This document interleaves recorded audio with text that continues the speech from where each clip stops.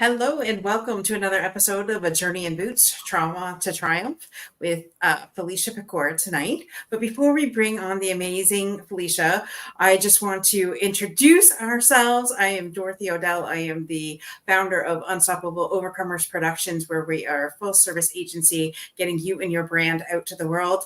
And I am a veteran and first responder ally and incredibly blessed to be a co-host with the amazing Dr. Jay Royster. So, Dr. Jay, please introduce yourself and let us know who you are.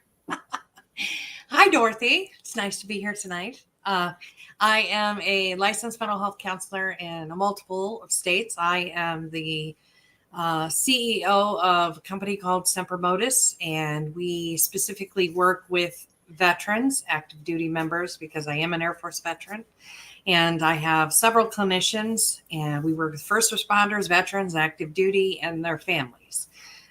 We provide a myriad of mental health services, kind of like anything from adjustment disorder all the way up to people who struggle with, severe mental illness like personality disorders or schizophrenia. So that is what we do. And then I co-host with you and hang out with you each Thursday night. But what I want to do today is I've met a lot of amazing people along the way in my time of service for the past 10 years. This is Lieutenant Retired Felicia Pecora. I met her at the Undersea Oxygen Clinic way back when. She also is an Army veteran. So thank you. Welcome, Felicia. Thank you so much for having me. We are honored. I am so honored to be showcasing female veterans. Yes. And I did a bold request today, ladies. I actually went out and I started putting, highlighting women veterans on my LinkedIn posts. And let's see, yay. We want to highlight more. So, we want comments. We want suggestions. Yes. We want, any type of input that we can get. I'm streaming as well on my little tiny Facebook page. I don't know how to do it on LinkedIn. I'll learn. I just got to sit down with Dorothy and figure out how to do this. I mean, my Zoom room is my phone number. Like, I don't know how to do this stuff. I just want to do the work. So, Felicia, welcome. Thank you for being here and taking your time. I mean, you're breaking ground on all kinds of mental health awareness stuff, and you're just rocking the world. So I am so excited to hear your story tonight. Even though I'm a little tiny part of it, but I want to hear the rest. So you're a big part of it. You kidding me? You're a big sail on the boat that got me here. Well, I love the water, so let's go. I'm going on a cruise next week. So next week is not going to be live. It's going to be pre-recorded. So Dorothy and I worked extra hard to slide in somebody who's pretty amazing next week. So it should be fun. Yes. Is John your husband? No. Oh. That's my brother. Oh, awesome. Well, thanks, John. I see Tiffany's on here too. So yes, Tiffany. Comments going. I thought you were talking to Jay. I'm like, her husband's name is John. No, ma'am. We don't have one of those. Nor do I. Nor will I. So what do you want to know about me? I'm just a simple cop, or I was. I don't know. You've spent a life in service, so let's start there. Now, okay, I'm Air Force. Other people say Chair Force, but I'm like, hey, people, I pulled bullets out of people at one time, so like my stuff was serious. All right, so quit picking on me about being Chair Force. However, we're Army, and we always bow our head to the Army. So please tell us about that lovely. Why the Army? Why? Okay. Good question. So I was the youngest daughter in an Italian family, 5 brothers, 2 sisters, mostly half in step. My brother John is my real brother. We share both parents. And the joke in our family is we believe in marriage. We do it all the time. Thank you. But anywho, so I grew up very, I didn't talk a lot. I kind of kept to myself. I was very submissive. I was a good little Italian girl, good Catholic. And I always had this idea that I might be good at being in the Army. Remember that show, China Beach? Yeah. Loved it. I've been thinking about it for the last Right. 2 weeks. Well, It's my dad's Dorothy's favorite. 12, so still, I mean, like, no gray hair woman over here, but like, she does watch the old stuff. We make her watch like 16 Candles when she comes to visit. Love it. Love it. Okay, Big next crush on- time I'm in Florida, we are gonna have to marathon watch China Beach. Let's do it. I swear. I'm in. Yes, I still I have never that. wanted to be a nurse because that job looked really hard. I wanted to be a tunnel rat or an infantry, but I couldn't. So anyway, so I thought, just in the back of my head, I was like, I wonder if I'd be good at that. And none of my friends liked government or like it wasn't really a thing. So at 22, I decided to go ahead and do it, and it was the best thing that ever could have happened because interestingly, it was still when women and men were separate in training. So, it was the first time I ever had to run a mile, like timed, that I'm aware of. I was, I had a You didn't do that in high school? If we did, I doubt I participated. I don't remember it. I was a band kid. Well, you were really tiny too, so you could like zoom. When I joined the military, listen, when I went in, I was 115 pounds. But I had no idea. Now, 120, like really? No, I'm 150. Thank you very much. There's a little muscle mass on this. I was gonna say, like pasta in the belly, little muscle mass. But when I showed up, I was like a little skinny little twig, and in 8 weeks, I gained 20 pounds. Wow. And I was the only one who could do pull-ups. And I had no idea I was an athlete until I joined the military. And I had no idea I was a leader of all things until I joined the military. My drill sergeant made me the platoon guide for the last 4 weeks of basic training. Oh, wow. And I was like, holy cow. So when I got out, it's like they gave me permission to, you don't have to laugh at people's jokes if they're not funny. You can take up space. I left a very meek and mild, whatever, people pleaser. And I came back different. And my family was like, you're different. And I was like, I know I am. So that helped me go to college, pay for college because I was broke. And then I was on the 10-year program for my bachelor's because I had other things come up, deployments, trouble, all kinds of stuff. And then when I graduated, I actually got hired. Trouble? I know, right? But I was always secret trouble. I was always very good at. Yes, she's covert trouble. Yes. Covert trouble. Yeah. All my brothers, boys, they get in trouble all the time overtly. They get caught. And I got caught. So now you're getting caught because you're on. Oh, the statute of limitations is up. Statute of limitations is up. I checked. So I got my degree in criminal justice because I looked for the easiest thing I could possibly take because I was not motivated at all. But I knew that if I wanted to have, food on the table, that and a standard of living, I probably needed a education. Right. So I got my degree in criminal justice, and I got picked up by the United States Marshal Service. Wow. Well done. Thank you. But then they had a hiring freeze. Oh, no. And they said, we got you the next academy. The next academy is going to be in a couple of years. And I was like, how am I going to stay in shape for 2 years? So who's got that kind of time? Right? Who's got that kind of time? So I went into an MMA school, and I met a former Master Chief of SEAL Team 6 named Lou Hicks. Oh. And he asked me, hey, would you ever think about a career in policing? And I was like, all they do is write tickets. I don't want to be a cop. That's the dumbest thing I ever heard in my life. And he told me about this program called the Police Academy, which was a federally funded police academy. It was 6 months long as opposed to 2 or 3 months. And it changed everything. I ended up, I got to pick the agency I wanted to go to, the Tampa Police Department. And when I hit the street, I couldn't believe that they paid me to go do that job. I was a fish in water. Like, it was exactly where I needed to be. I would never have held down a job like as an accountant or anything inside that required, I don't even know, like rules and stuff. And I was only ever meant to do this. And so for 23 years, I got to do it. That's amazing. Love that.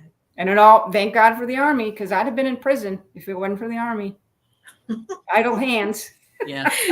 But you didn't get caught. That's true. But my luck was going to run out eventually. And at least I got to use my powers for good. So we have 2 Army veterans that are watching on my live thingamajiggy. What's it called? Feed? Live stream. Sure, my live stream. I gotta work on this. So Larry Roberts, who is a commander at Post 69 of the American Legion. I served on a board, Project Vet Relief, which I've talked to you about a couple times. And he's a retired Army. And then Judy Puffenberger, I went through Shield of Faith missions with her, that thing I talked to you about going to in October. So she's on here too. And she said, amen. And I can relate. So she's, you got some very proud Army people watching you right now. Thank you. Where's Craig Bicknell? He's Army too, isn't he? No. What? Oh, that's Air Force. Okay. Never mind. That's Air Force. Never Ma'am. mind. Oh, sorry. Ma'am, Shit. we do not cross services unless the Big individual crosses services. Big difference between Army and Air Force. They get paid extra to eat our food. We never. That's not. When I was in Not Bosnia. wrong. When I was in Bosnia, I got to live in a sea hut, and that was like a mansion. It was like a shed made out of wood. And the Air Force got paid extra because our housing was substandard. Yes. The hell?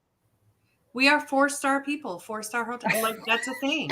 And they eat our food and they're like, why do you have chocolate milk? And I'm like, I took pictures of the lunch I got on a C-130 when I went to Haiti. It had a real live orange in it. Yeah. It was a real orange, with flavor. They had a sandwich with real meat. It wasn't in a bag, and I didn't have to It was squeeze an it out. MRE. Yes, Yeah, it and was we an have MRE. flavored syrup for our pancakes in tech school. Like, that's a thing. Yeah, absolutely. That's a shame. That's Lord shame. have mercy. Yes, the Air Force is exceptional. I'm just saying. Mm. So also Sabrina Johnson is watching. She's a Navy CB, and we did an episode with her as well. So she's watching. She wanted to say hello. So She's one of my bestie super friends. Sweet. You got a good group of people. Well, yeah. Says here, Pico has helped me through crying laughter with an officer involved shooting. I have never had a recovery like speaking with her. My recovery and issues afterward with the career and Leo, I lean on her. I love this chick. Law Thank you so enforcement much. officer, LEO. Yep. Leo. That's my girl. Aw. That's Well, awesome. that's Well, a great tell us how testimony. you got Thank you. from, serving at Tampa PD. And I mean, you spent 23 years there. I was so Holy lucky too, because most police officers, they do most of their time in like 1 or 2 areas. I got to go like everywhere. I started out in patrol like everybody did, but pretty early up, I was picked up for a plainclothes squad, and it was back then we had a citywide street anti-crime squad. It was 19 men and me. And I was brand spanking new. It said rookie on the forehead. And my first undercover role, because I was undercover for actually the first almost 10 years of my career, I did plainclothes or undercover. But my first role was as an undercover prostitute. And nobody thought I could do it because back then, my hair was pulled back, a very military look, wore glasses. She has the walk too. The little tiny person stoic walk. She reminds me of Sandra Bullock in that movie. Yes. Yes. Well, I don't know. She has she's what are you, like 5'2", 5'3"? 5'5", 150 pounds. Yeah, I'm like 5'9", so she's little to me. So, but she has this like little stoic, like serious walk. Like she gets from point A to point B. That's my bad back. Like I got out of her car and I'm like, slow down. I was winded. I gotta listen. I move like I have a purpose. That's how it is in the Army. You have an agenda, not just a purpose. An agenda. Yeah. So that interestingly, like when I'm assuming we'll eventually get to talking about what I do in my afterlife, my next chapter after law enforcement. Yes. But When you got to heaven, tell us all about it. Right. Well, the education, I should say, the professional education started when I was undercover, and I learned about behavior cues of an attack, how to make yourself appear weak and vulnerable, and how to make yourself appear not so vulnerable. And I got into teaching. I did a little bit of teaching when I was in the Army. You know, I was in the reserve, so every once in a while we had to do the testing for the combat service skills. So I taught the Claymore mine. Claymore. So, and I've been told back then I had a personality like a Claymore mine. I don't know what they mean by that. Anyway, so I've been training officers since 2002, and I was undercover, and I bought drugs, and I bought a gun, and I bought, or I sold myself. I made people believe that I would take money in exchange for a sexual act. Mm-hmm. That was acting. That was a pretty good acting. And then I got to be a detective in gangs and in vice, narcotics. And then I got to be a sergeant over the training squad. I was a bicycle cop, and I was a bomb tech, which was my overarching dream, was to be a bomb technician. And I was on our bomb squad for almost 7 years. And then I don't even know, I think they got the wrong person's name, but somehow they also made me a lieutenant. So I have done more in my career than I ever probably deserved to do. And it's definitely unique. It's a unique experience. It's a unique culmination of skills that came to make me pretty good at crisis management, believe it or not. When the poop hit the fan, a lot of people would call me because I was always very good in the worst situations, in total hell. It didn't bother me. I was your girl. I could get this thing calm, and it didn't faze me, or so I thought. Right. You can say shit. It's okay. Okay, so, good. When I met you and Dr. Thompson at the Undersea Oxygen Clinic, we just had Dr. Dettori on here last week, and Dr. Thompson was our behavioral health unit coordinator at the police department. She's awesome. Mm-hmm. I thought for sure she was an officer, and you tell me, no, she's a civilian. I know. She carries herself like a cop. I know. She's very gentle. She's a gentle, wonderful.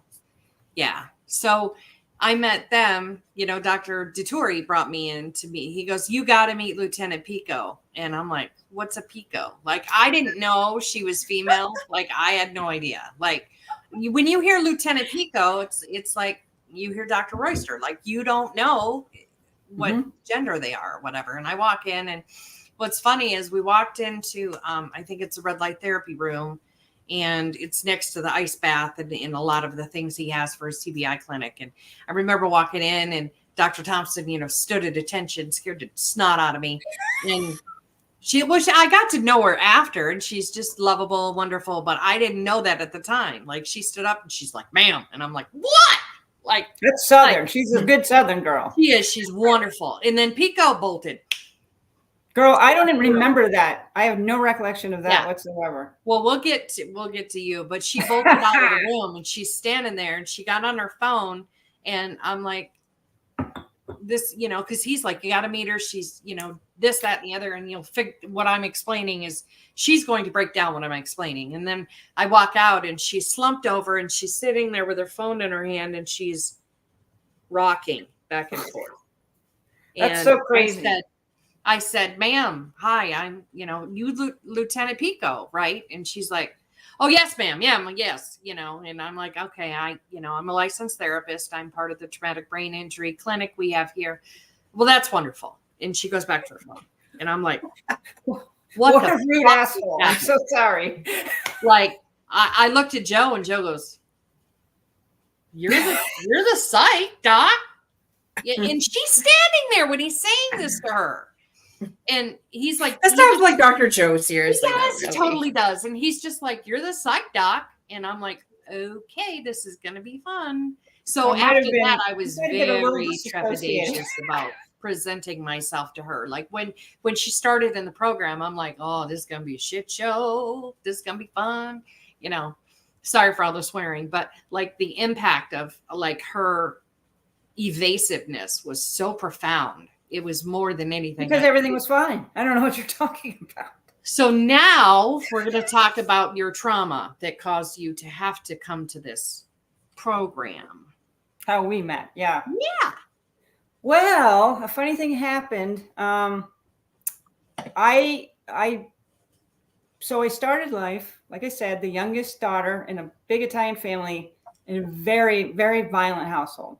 And I became, pretty tough pretty early, and Gen X. So our whole generation, we raised ourselves. My older Yes. brother raised me. I remember he used to make me these sloppy peanut butter and jelly sandwiches, and I don't even like all that much jelly, but he made them. So I ate them and I loved them.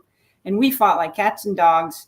But my father was a violent man, and I was just around violence. And so as I got older, I was just an angry kid. I was in fights, and the Army, believe it or not, gave me discipline and self-control. And that's the beginning of me using all that energy and all that. Because I was an angry kid for a long time, but I was able to find a constructive way to put that violence to use.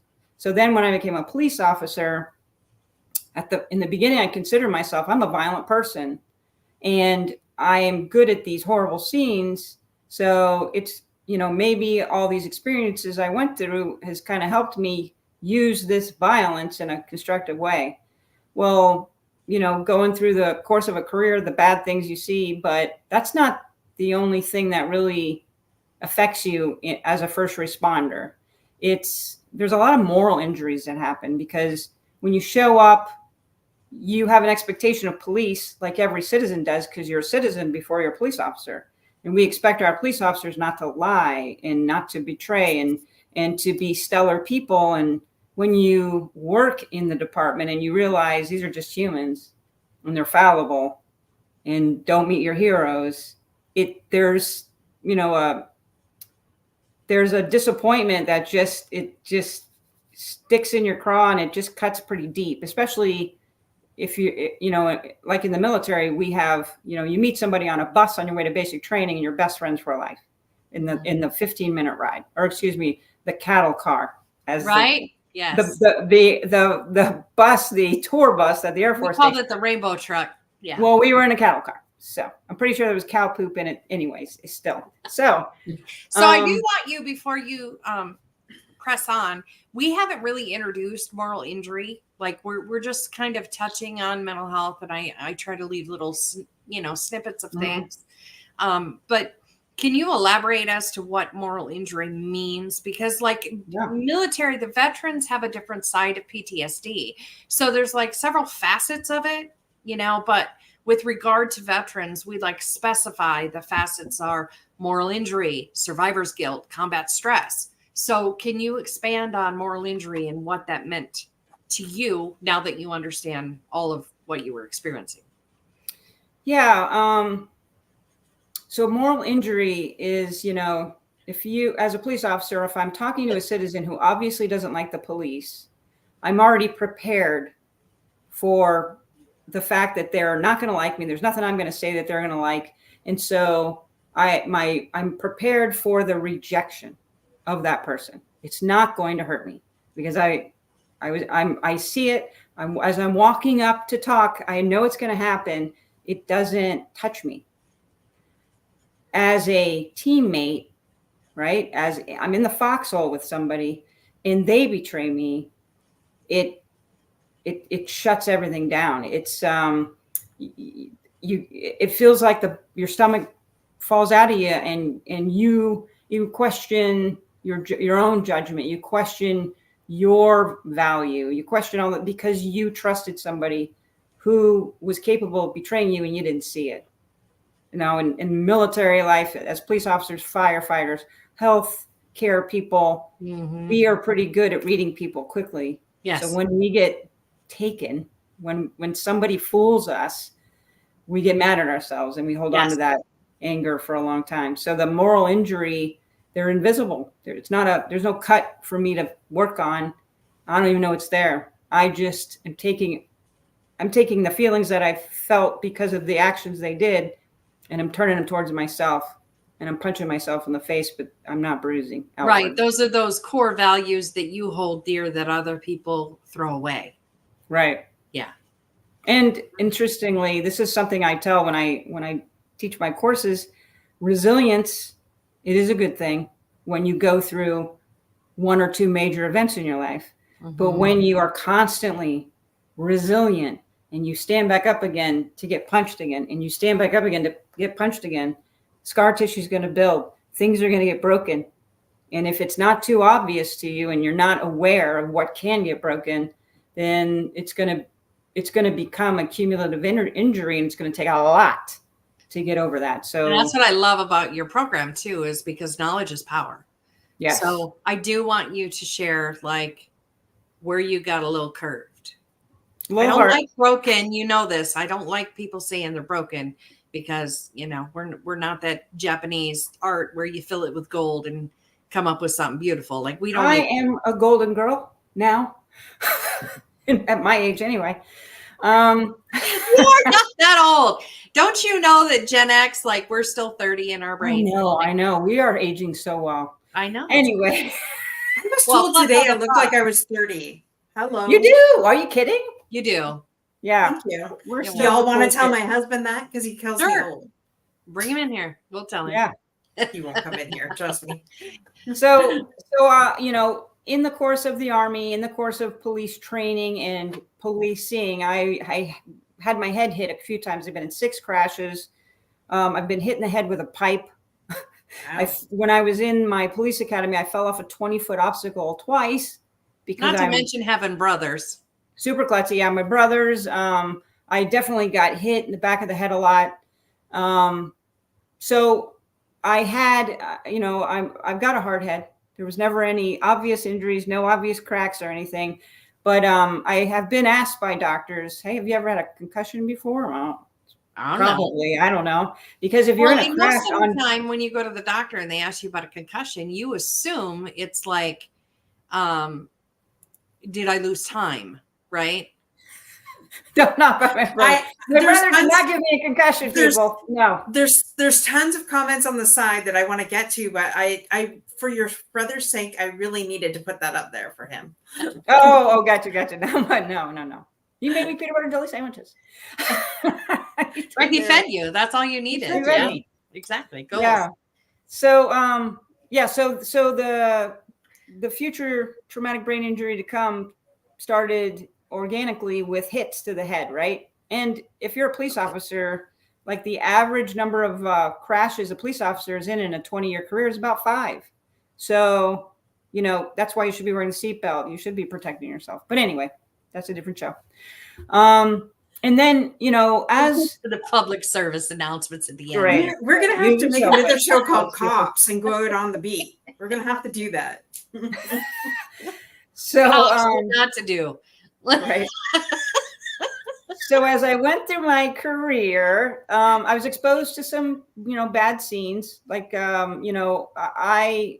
like I told you, I grew up in a violent, and I've been in major fights. But I saw a man who was stabbed and high on crack, and he was doing push-ups. And every time he would push, blood would spurt out of the holes in his torso. And so my job was to go talk him into getting on the stretcher. And this guy had been in prison, but he was developmentally delayed. So have all of that together. I was literally walking through, it was old projects called Central Park. And his name was Tony Dent. I'll never forget him. And I called his mom. You got to help me get your son to the stretcher. We were able to get Tony Dent on the stretcher. He goes to the hospital. He's okay. Just a little thing for my police friends, why you should be nice to people. A few months later, I get myself surrounded by 5 gangbangers, and there's Tony Dent, tells them to step aside, and they know that he can kick all their asses, and they do. And he saves me, and I love me some Tony Dent. Wherever you are, Tony, I'm praying for you. So anyway, for me, those scenes of, baby deaths and having to do death notifications and just the horrible things that we see on this, you're still prepared for it to a degree.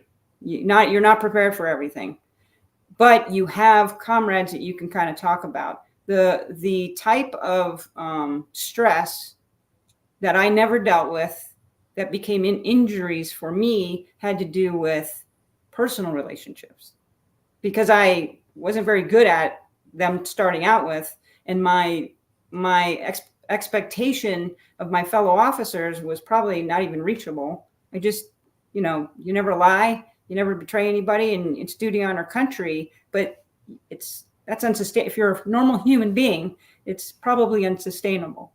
Right. So I got my heart broken a lot. I felt abandoned several different, times, and I just never said anything about it, because it's not the kind of, nobody talked about moral injuries back then, and suck it up and drive on. So, yep. I married a lady and we had a baby, and my daughter changed everything for me, because I was a robot. And one of the things I was really good at, I thought because I was violent, I was good in violence. And it wasn't until I started really examining myself and starting, I knew that most of my personal problems, my relationship problems, friendships, and with love, I was the common denominator. So I wanted to change my thinking, because there was something in my thinking that was attracting people that were capable of, hurting you, fooling me. Yeah. So I think my daughter was a big part of that, because she really helped me get in touch with the feely side and the communication side, because I didn't, I was still coping with bad things by not talking about it, and by making sure everybody was okay, and being the protector and all that stuff, and never taking a break, ever. Well, you keep it moving, you stop thinking. You don't have to worry and ruminate and have any anxiety, and the trauma doesn't surface because you're just overwhelmed and busy. Right. And some parts of the job as a police officer, you are trained to be ADHD, because you're listening to the radio, you're on the computer running tags, and you're having a conversation while you're watching this guy to make sure he doesn't run up on you. Yeah. And years of that. So it probably, it doesn't make for the best girlfriend, wife, friend, I'm sure. So I know I can't. So let's go back about 5 years. I was married, and it was not the best relationship for me. My ex-wife is a fantastic mother, and it was a matter of it just didn't fit. And we had a big blowout one night in 2017, and it broke me. But I was so sick in my soul, and I didn't know how to handle communicating how I felt, that I just decided, you know what? We're not married anymore, but I'm not going to tell her. Right. And I'm just going to find a way to live in this situation. And so I found a counselor who was willing to help me figure out how to be in this relationship, because I grew up Catholic, and in my head, you never leave. You never leave. And we had a daughter and everything else.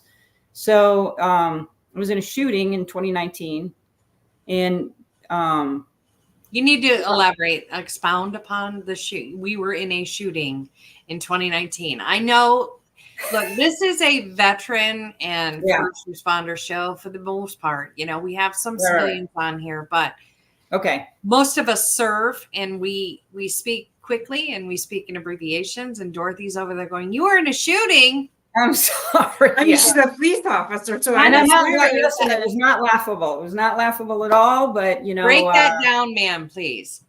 Yeah. So on Thanksgiving in 2019, there was a call about fireworks, and it was in a certain zone. So we don't ever get calls about fireworks. And it was in a zone that was residential. It's not a firework, and you're not in Orlando. Like, what? Right. No, but there's some days where you do get fireworks calls, and it is fire, or gunshot calls, and it is fire. They called this in as fireworks, and I was like, we don't ever get that. And it was we got a lot of domestics, but it wasn't time for everybody to start fighting yet. Anyway, I went to this call, and I was a sergeant at the time. Much to drink yet. Yeah, it was like 4 o'clock. There had been a couple of calls. They had heard shots fired, and then somebody thought it was fireworks. So when I got there, something was a little off, because I at the time I had 19 years on, and by that time you're pretty complacent. You just walk up in the front and you're just like, hey, what's up? But I parked away from the house, and I remember walking up to the door, and I was like, something's not right. I don't know what it is, but something's not right. And there was a woman who met me outside of the house, and she was telling me their roommates, a guy and a girl, were in the back in the pool house, and he had wouldn't let her leave. He was holding her at gunpoint, and he's drunk, and they've been drinking and smoking and doing all kinds of stuff, and he wouldn't leave. And so another roommate came out, and so I was talking with him, waiting for my backup like a good girl. And then we were just going to go in and see, what's going on, when all of a sudden the female roommate came back out and said, oh my God, he's going to shoot her. So because there'd been a call, there'd already been a report of shots fired, an active shooter situation. So my partner and I went straight in, and I'm telling you, it was the longest fatal funnel of my life. Apparently there was a Rottweiler that almost bit me. I never saw it. I had tone. So we get there, we open the door, and you're in the pool area, and it wasn't a pool house. It was a metal shed. And we went in quietly because I didn't want to create a situation where he would take her hostage, because there was no cover anywhere. Ended up going, I was able to get a position behind him to see he had a gun in his left hand. And my partner who was with me there was a door blocking her view so she could see me. I had auditory exclusion. She heard everything, but she couldn't see what was happening. He raised his gun to shoot his girlfriend, and I shot him. That's the first shot. He had spun around to shoot me, and I still can see it's a two-tone Glock. As I'm looking down at it, it was about 7 inches away from me, and my only thought was, I'm about to have a colostomy bag. And so I ended up shooting 3 times. It got him down. The gun went flying. We both went into life-saving mode. We had tourniquets by then. We got on the radio when people said we sounded like we were very calm, like we were just ordering a pizza, getting people there. My squad shows up because I was a sergeant, and they went into action. We had started a tourniquet, and when my squad got there, I was able to take his girlfriend and get her into the living room, because my heart went out to her for what she had to witness. But I had yelled, drop the gun. I had given him every opportunity, and he chose to try to hurt her. And I just couldn't. That can't happen. That cannot happen. So I have a question for you before you continue.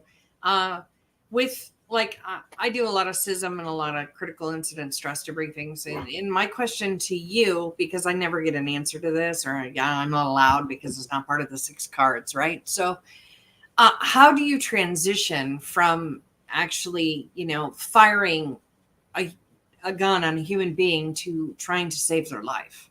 Like, how does your mind flip into that? It's there are different rules of engagement. So that's a great question. And let me explain the difference between military and police. The military, we have a declared enemy, and we have rules of engagement, and it's to win a war. And as a police officer, I don't have an enemy. I serve everybody. And so this guy was a threat to the woman, and there's no way she was going to get shot or killed on my watch. Absolutely not. That was the highest priority. Once he was no longer a threat, he's a citizen that needs help. And I had 19 years to always think of that. So my own personal opinion, I never brought with me on the street. I've got opinions, as you can imagine, but They were never on the street. And I'll tell you where I really saw that kind of governance, that kind of really good governance in action was there were a few protests when the Gulf War first started. Mm-hmm. And there were some, what were they? Uhurus were calling some of the black officers. We were there to make sure that the protesters had space to protest in front of MacDill. Yeah. But there were some counter protesters there. Well, there were the Uhurus who were protesting against the war were calling some of my black fellow officers all kind of names. And I was, my face looked like Tomato. a tomato. Yeah, the temperature thing.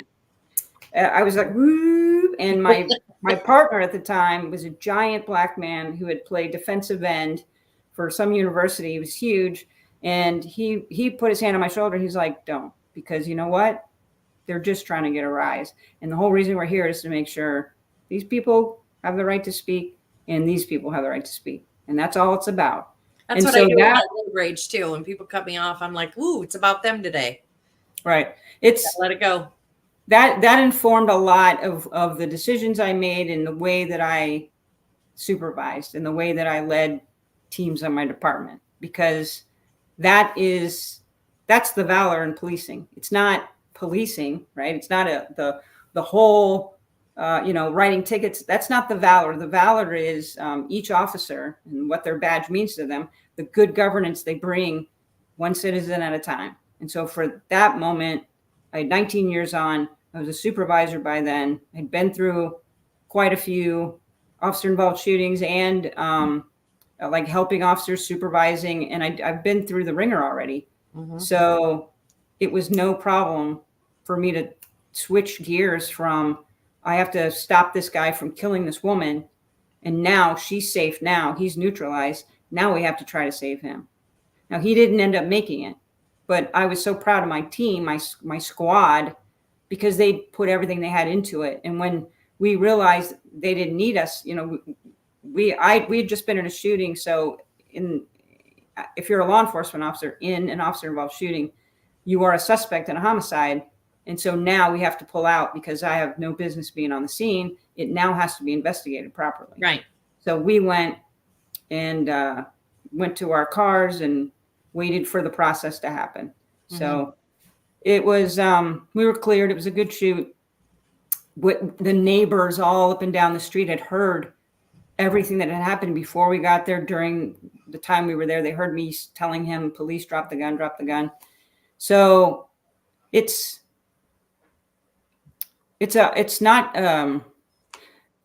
something that only 5% of all police have ever had to do.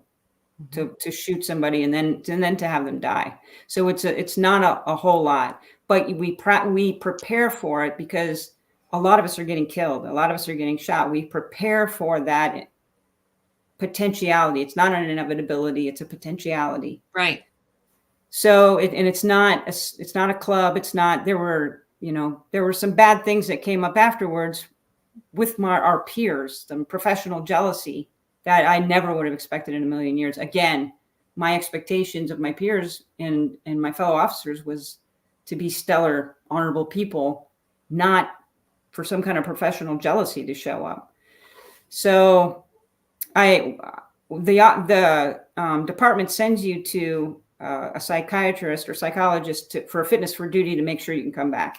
Right. So the psychologist I saw, really good guy, when we were having our conversation, he was like, the shooting doesn't bother you. And I said, I know. I gave this guy an opportunity to drop the gun. He didn't. And I was not going to let him shoot this woman. I'd rather die than let this man shoot this woman. Right. So he goes, yeah, I know. That's okay. You're good with that. But your problem is your relationship. And I was like, we're not talking about relationships. We're talking about a police shooting. And he told me something because I had told him about the problem that I had, trying to live in a situation. And I was 100% wrong about it. I was 100% wrong trying to live in this situation that wasn't good for anybody and not being able to be communicative about it. Or I just didn't have any skills that would help the situation. So when I finally told him, people pleaser, the surveying, you had a lot of trauma in your life. And sometimes when you experience that level of traumatic events, you become a people pleaser and you're just like, I just want to make my life stress-free. So I'm just going to do whatever you need me to do to get through this situation. And so learning how to be assertive in your personal life was not a thing that you had. And I was so exhausted from giving 400% at work that I just didn't have it in me. And I didn't know that it was bad. I didn't know it. I thought everybody had these problems. You thought it was Monday. Yes. And I thought that it was unique that, these were problems that you had to stay in the fight for. Because everything I've ever done, including when I was a kid, involved fighting for a space. So it was, so this guy was like, and my concern was my daughter, if I break up the home, my daughter's going to be jacked up for life.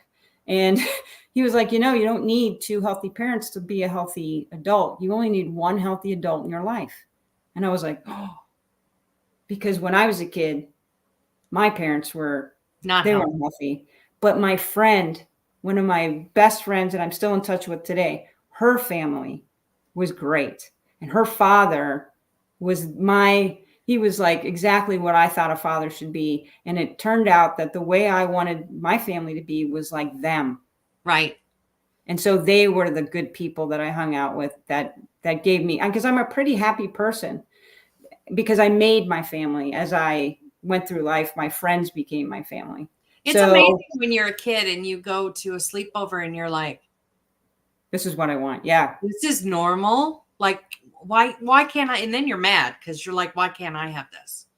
Well, it really gave me a motivation because my dad was not reliable. And so come hell or high water, I was always going to be reliable, even to my detriment, which I now know that, promising something and you can't be done, but you do it anyway. That's not really good. So that's another episode. Anyway. Well, we're happy to have you back. We talked to you all day. So all of this stuff is piling up, and it's these traumatic stresses from work, traumatic stresses from childhood I didn't even know that I had. And it's all becoming cumulative, and I have no idea. So in 2019 was the shooting, and that's a pretty big event. When it comes to traumatic stress, the biology of it is your body puts out chemicals when your brain thinks you're going to die. Your body gives you these stress hormones and all these chemicals so that you can outrun the saber-toothed tiger. Yes. But as a police officer, and the way that I ran my life, I was having these major stressful events, and I'm feeling, and putting myself in situations where I was, kind of life or death. So I was constantly getting this traumatic stress and never knowing that I needed to deal with it at all. My friend who was in the shooting with me actually was the first person to ever say, hey, you know what? You've kind of been through a lot. And I was like, not more than anybody else. And by that time, I'd been through the shooting on Thanksgiving. The next year, my mom died the day after Thanksgiving. And it was pretty short. From the time she was diagnosed with lung cancer to the time she went through chemo and to the time that a completely unrelated event got her in the hospital, and she was gone within a month. Wow. So, and then there was a man who set himself on fire that I dealt with. There was my friend who was a police officer who used his car to stop a wrong-way driver from killing the travelers behind him, and he died. I worked his scene and was there for hours. And then a little 4-year-old girl that was shot in her first child murder in my city's history in over 20 years. Wow. And I knew it was going to stay with me. But the thing that finally kind of broke me, because I thought I handled it well, in addition to talking the way you're supposed to talk, and I got, the CISM guys in for my subordinates who were on that scene, not for me, for them. Well, it's always about them. That's what we do. I did think about it. I was covered in this little girl's blood for 7 hours. Right. And I didn't think about it. It didn't, because you just push it away. And my job was to make sure that we did the best investigation possible and found as much evidence as possible to find who did this. Well, and and you also have the Army motto of, throw some dirt on it. It's fine. Throw some dirt on it. Yeah. Take Motrin, drink water. Yeah. So a year after that, and I'm still like, I don't realize I've been through a lot, because this is all one right after the other. No vacations, no breaks, going through a divorce. And that was pretty rough. So finally, about a year after the event with the little girl, I go to this because I'm very community oriented. I was a big community engagement kind of person. And so there was an event about a woman who had lost her child from gun violence, put an event on for other parents who had lost their kids to gun violence at a park. And they came in to tell their stories to try to convince, especially the youth, hey, how about we stop shooting each other because it's these children that are getting hit. So I saw the poster of the little girl and recognized her relative that was holding the poster and who was telling the story. And I was like, wow, I hope that they're doing better, because I still remember her name. I don't want to say it because I want to give the family their privacy. Yeah, absolutely. But I remember what she looked like. I remember everything. I still remember everything about that day. I remember everything that I learned about the little girl, and I'll die with it in my memory. That stayed with me. Yeah. I didn't lose any of that memory. So I went to speak to the man who was with the relative, because on the night of, I made contact with the person who was a relative, and we talked a little bit, and I thought we'd connected. So when I went to talk to him, we had a good conversation, but out of nowhere, the other relative came in front of a crowd of about 100 people at this event, she went off on me and told me, she said, you're the officer who tried to tase me, and you said you were going to take me to jail and all this stuff. And she was yelling at me. She was screaming it. And my heart's already racing thinking about this. It was Well, we'll talk after, Felicia. It was so sudden and so shocking that but at the same time, I wasn't letting go of by the time I was a lieutenant then. She's not going to get a rise out of me. I will not lose my temper in front of these people. I am government for everybody here, including this lady. So I just take everything that was coming up, just shoved it down, and was like, ma'am, no, that wasn't me. Actually, I'm the one who made sure we had an officer go find you. And I'm the one who made sure you got to the hospital. And I'm also one of the ones who did CPR on your daughter to try to keep her alive. That's who I was. And so you could hear a pin drop, because everybody was like, it was crazy. But did she hear you when you said that? Say it again.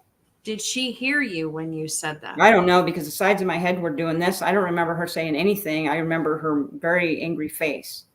And so I didn't know what to do. And I always know what to do. When it came to policing, I always knew what to do. Right. The sides of my head are all, it feels like they're numb. They're going numb. And so as I'm walking away, I feel lost. I don't know where to walk to. I don't know what to do with my hands. Like I'm so exposed is what it felt like. So I went and stood under a tree. It was after my shift was over and I'd stayed because I was all about community engagement. But I was like, you know what? It's time for me to go home. I don't need to be here. So when I went home, I knew I was going to have trouble sleeping. The night of the little girl's shooting, I knew I was going to have trouble sleeping, but you have like a memory. And anybody who's had this, you go to bed and you have the memory of, man, that sucked. And then you finally fall asleep. But that night, I didn't have the memory of this little girl. She was there. And the smells of the scene were there, and the red and blue lights were there. And she didn't leave my side for 3 months. And it was EMDR that helped me get through that. That was, cool. I don't want to say it's insane, because it's not insane. It was, my body did some crazy things, and I saw some things that I never would have expected in my whole life, that this little girl would be with me. And it wasn't like scary. It wasn't like a ghost. Like she was right there. She was just always there. Right. My entire body is in chills. The entire time you're talking, my body is in chills. Like, wow. Well, this is the first time I've ever talked about all of that, especially publicly. Right. Well, thank you for being vulnerable enough to share on our show. Well, thanks for sharing it with me again. Yeah. Helping those men and women right now that, are listening right now or on the replay, and they're hearing this and thinking, wow, thank you so much for sharing that, because it helps them. Yeah, Right. absolutely. And that's the whole point Raw is, and real is wonderful, and taking away that shame, Yeah. Right. like you have such this stoic presentation, and it's just like, I'm a military veteran and I'm a first responder. You have feelings too. yeah, but you know what? We don't get issued feelings. we Well, they're find somewhere those, in that rucksack. I don't know where. They might be in between the MREs. I'm just saying. it was under the seat. I found it under the seat. So That's a huge thing. You're right, because every scene we go to, and that's part of law enforcement. Every scene we go to, we're the stable ones, Yeah. because we're there to make sure you're okay. We're not there to make sure we're okay. We're there to make sure you're okay. And so there's but when do you have space to process your own feelings? That's and I the know new that's a total thing. therapy. I'm not a traditional therapist. We know this, but like that. When do you have time to process? There's no time. And that is a challenge with a lot of the officers that I work with. It's like, when do you decompress? Because you go from an officer involved shooting and then you go home and there's a 20-minute drive. Like, that's not near right. the time and space that you need before you go home to 3 screaming kids and your wife going, I've been here with them all day. You take care of them. Well, you don't have it. Right. That was what was missing for me. I never could decompress. I had to park at the end of my street, because my daughter, the moment I pulled into the driveway, she wanted to see me. Yep. And I just didn't have anybody that was stopping her from coming to see me. So I'd have to wait at the end of my street, and just, because the moment I walk through the door, we need this, and this. She's got to get her back. I can't tell you how many officers I know that sit at the end of their street and they cry for 20, 30 minutes. And then they go home. They say they have to go to the bathroom. They go wash their face, and they just try and put on that. But I mean, that leads a lot to the divorce rate is almost 80% for first responders and military members. And it's because they sign up for a life with someone that they don't understand. Well, and they don't understand themselves. Right. And with any luck, when you become a police officer, you will change. Yes. If you're doing it right, yes, you will become more self-aware. And as you become more self-aware, you can tolerate a lot less. Right. So the things that were attracted to you at the beginning of your career, correct, you don't fit with anymore by the time you get to 10 years, 15 years, 20 years. Well, the tag on that pretty dress, that dress ain't so pretty when you get 14, 15 years in. Yeah. Yeah. And I changed very quickly in the last 5 years, just by. Oh, you're amazing. I see a transformation. I haven't known you in 5 years, but Listen, you are much more communicative, more effervescent. You're more extroverted. Well, it's I'm reprogrammed. Whoa. I'm reprogrammed. I am not the person I was. I feel like I have that lady's memories. Yeah. But I am not that person. So talk to us about your healing journey. Because you did talk about eye movement desensitization reprocessing, which is an evidence-based protocol. And like I said, look, if you need to hop on a unicorn to feel better, do it. I don't care. But I just want people to heal and get healthy. And, there's so many terrible things that happen to humans, and your brain processes things in the most amazing way. And there's a lot of people who, they're like, well, yeah, I kind of have trauma, but it's not as bad as somebody who's deployed. And it's like, look, it's apples and tires, man. Stop comparing. Just get help. Right. Yeah. However your brain does what it does. And that's where I was at. Even when my friend pointed it out, I was like, not more than anybody else.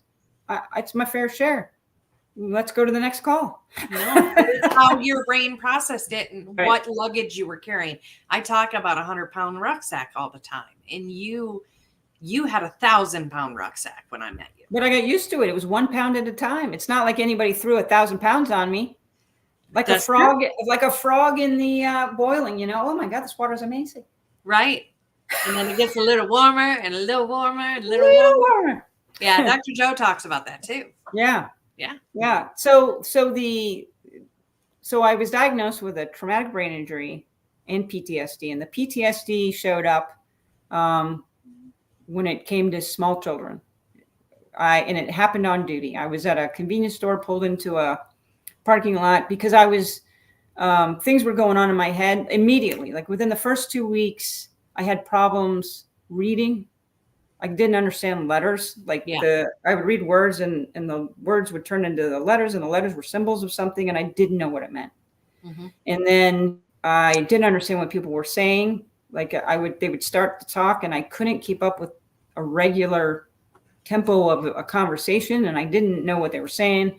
And I had problems speaking, like finding the words. There was just this like, I was like I knew the word I wanted to say, but I couldn't say it. I couldn't get to it. That made me paranoid as hell. I thought they were going to fire me, even though we all know it takes an act of Congress to get anybody fired in government. I was paranoid. I lived in my jurisdiction. So I hid in my house. I had my radio with me. I had the greatest sergeants of all time. They would send me messages about what was happening, and I couldn't follow it. So I would just send a 10-4, knowing they were doing everything right. Oh, thank God. I know. I thank God. It's amazing you had a good staff. When I didn't know that I was a problem at that time, I thought that, all I needed to do was run more. If I drink more water, if I work out harder, I'll talk to my friends more, because obviously, it can be, I can run through this, drink more water. So it took about, I don't know, I feel like it took less than a month for me to be really dysfunctional. And the job of a lieutenant is admin. All I did was read or write things. And I couldn't do that. But I didn't want anybody to know, because I was like, they're going to fire me, or I'm going to starve and my daughter's going to be, humiliated. The whole gamut that we take. Catastrophizing big time. So it wasn't until I started getting these fight or flight whenever I saw small children with small chests, because the wound on this little girl, she'd been shot by an AR-15 and it went through her chest. And the physics of that kind of a velocity causes a lot more damage in the backside than in the front. Right. So whenever I saw little kids with little chests, that's what I saw. They were dead. The smell came back. The red and blue lights, those lights were happening again.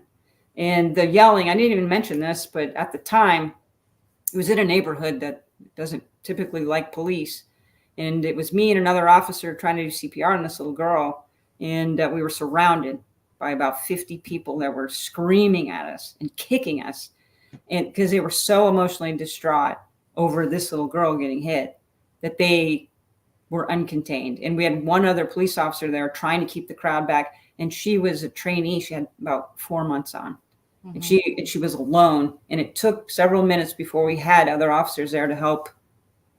And while I was doing that and watching this, I was the lieutenant on scene. And my concern was not only in saving her, but what are we going to do about this crowd? So anyway, whenever I saw the little kids, the sounds of the screaming and yelling came back too. Mm-hmm. And it felt like I lost my breath. I couldn't breathe. It was like a vacuum tube shoved in my lungs and all the air was sucked out. I was shaking. I had never been out of control I had never lost control of my body in my life. You can imagine, right? The most tightly controlled about myself. Always, everything's fine. I'm the stable one. And I had no idea what was happening. And the queen of, it was absolutely, but it's the break that I needed. Mm-hmm. I needed that shell to break away and it's like an intervention. It was. I think it was like almost a divine intervention, because there's a lot of things I thought I knew mm-hmm. that I really didn't come to understand, especially about myself. Yeah. Until I lost everything, until the bottom fell out. And it was, those episodes were lasting about, probably more than half an hour, maybe an hour in the beginning. And I could not live with that. Those emotional flashbacks are fierce. So I empathize with you, woman. I've been through my share, and I can tell you that those flashbacks, smell, sight, sound, everything, and it just sucks you back in time because the brain doesn't understand chronology. So Right. anything associated to not being safe, like it sucks you back into that time and the space. Yeah. So what did you do when you had that divine intervention and you're like, whoa, enough is enough. I can't do anymore. When I realized, so the most dangerous person in the room is not the angry person. It's the most fearful person. Correct. And fight or flight is a state of extreme fear. Yes. I'm not running. I'm going through this horrible thing, and it's nothing but pure fear. Well, as an officer, I mean, you have fight, flight, freeze, or fold. So fight is good, flight is good, freeze is terrible. Yeah, I went through quite a long time of freeze. Well, especially when you're engaged with someone, trying to keep the community safe. Like, right. Can you imagine an officer standing there frozen? Right. And my concern was that I was typically, when I showed up on a scene, I was typically the senior, most ranking person, but I was also always armed. Mm-hmm. So I came to a point where I understood I am the danger. I am the most dangerous person to my officers, because if I go into fight or flight and I'm armed and I can't breathe, what am I going to do? Because I have no control. Right. And then when I realized that, man, I bawled like a baby. And I've probably... Well, that's pretty amazing that you came to that conclusion. I don't know what assisted you with that, but that's more perceptive than most. Well, I'll tell you, I met Joe at a flipping waffle party before I knew I had a problem. Of course you did. A South Tampa waffle party. My buddy Melinda, and you know what? I'm not the most social person in the world, but she sent me a text like, hey, I'm having a waffle party. It was a daytime waffle party in South Tampa. And I was like, I'll go by. I mean, there's waffles. I'll go by. So I get there. We go for food. I've met her lots of time for food. She's awesome. We go get Scotch eggs. We go do whatever. Yes, yes. She loves her food. But it was the beginning where I was being really quiet. I was very quiet. I didn't try to talk a lot. I didn't try to listen a lot. I was the, doing the head nod and all that. But I got there, and Dr. Joe and I were the only veterans in the room, and we just gravitated. And he started telling me about what he did with hyperbaric oxygen therapy. And I was like, oh my God, that's amazing. That would be so great for citizens. Let me get our behavioral health unit coordinator over here and see if we can use this, because for everybody else. Because we have a lot of veterans who are repeat, nuisance offenders because they have traumatic brain injuries. And wouldn't this be great? So I didn't know I had a problem until Kathy, Dr. Thompson, and I talked to Dr. Joe. He had a white paper, and he had like a video he showed us, and he started explaining what the symptoms were. And by the way, I didn't know that I had a problem, that not being able to talk very well was a problem, that not being able to read or understand what I was reading was a problem. I didn't know. I thought, maybe, is this like a ADHD or something? Maybe it's menopause. Maybe it's early menopause. So he starts describing the same symptoms I'm having in this study group he did of combat veterans with traumatic brain injuries, and the amazing success rate he was having with hyperbaric oxygen chamber therapy on the healing of the brain. And I was like, when he started going like line by, menu item of all the problems, I was like, I think that might apply to me. And he's like, oh, really? And so, Kathy's a psychologist and bound by the same, can't tell anybody anything that you are. So I was like, well, here's what we got. Let me tell you what we have here. And of course, I mitigated the shit out of it and was like, it's just a little bit of, if you had this, what would you do? And so he said, it's possible you could get this therapy. It's only $40,000. In 2019, when I had the shooting, the state of Florida put through where PTSD was covered under workers' comp. Mm-hmm. And so, like, by the skin of my teeth, I was covered. And so I didn't know what to do. I had my resignation letter in my pocket. I'd written my resignation letter because I didn't think I could do it, but I didn't know how to stop doing it. I didn't know how to tell anybody. Mm-hmm. So it was in my pocket, ready to go. And he said that he's the workers' comp doctor for our COVID, long-term COVID people. And I was like, oh, we have workers' comp. Yeah. And so I was like, but whoa, I think I have to fill a form out and say what happened. I got to tell people what happened, and then everybody will know how weak I am. Right. So that took me about another month. And I had good friends that kind of checked on me. And you know, hey, how's it going? What's going on today? Where you been? Are you going to work? What's happening? And so when I finally decided to do it, I had to get my friend to write it for me. The same lady who was in the shooting with me had to write out my form because I couldn't. I told her, I don't know, in bullet. I don't know how I gave her the information, but she was able to put it in a paragraph.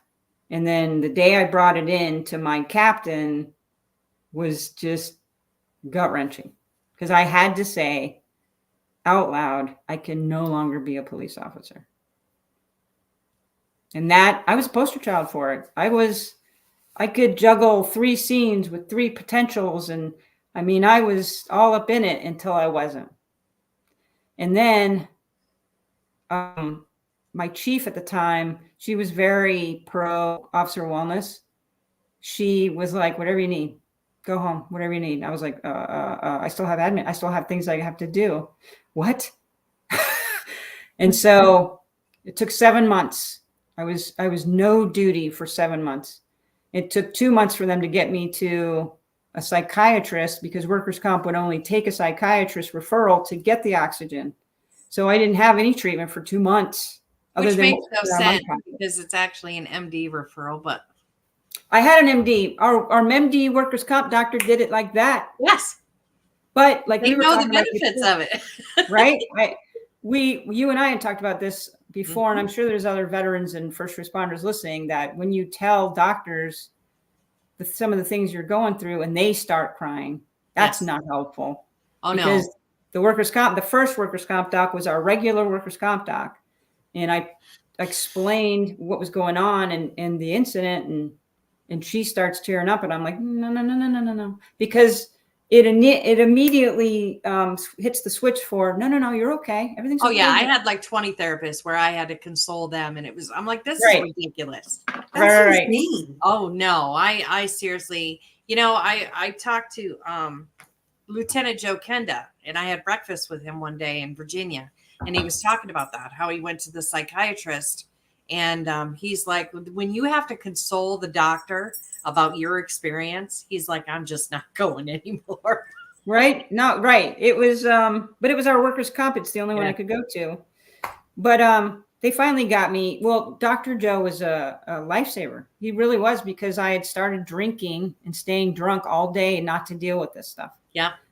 Because when she sent me home, I had not had a week off or a weekend off to myself with nothing to do, probably since I was 4 years old.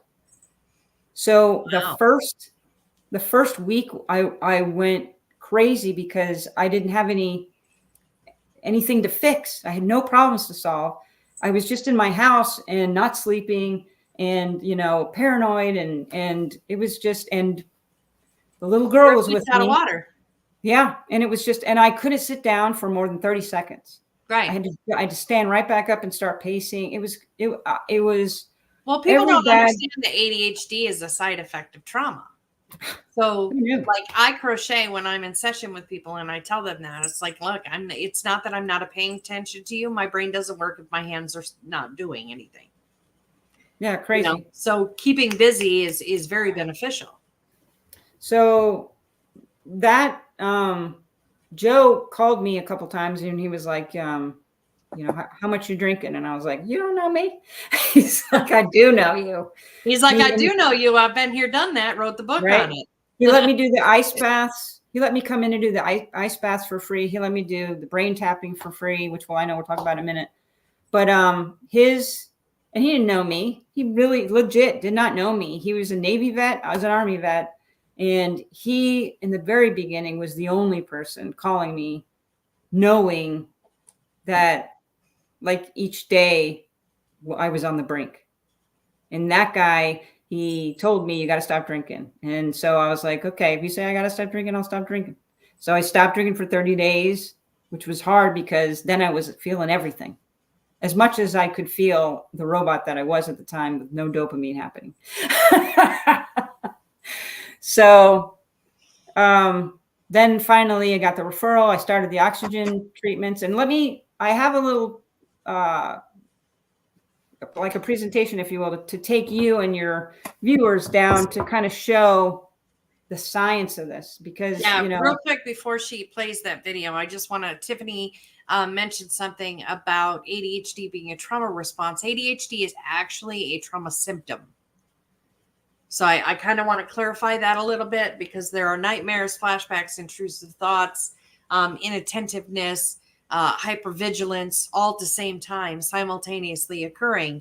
But it's not in the DSM-5 TR, but it will be in the DSM-6. So just so that you know.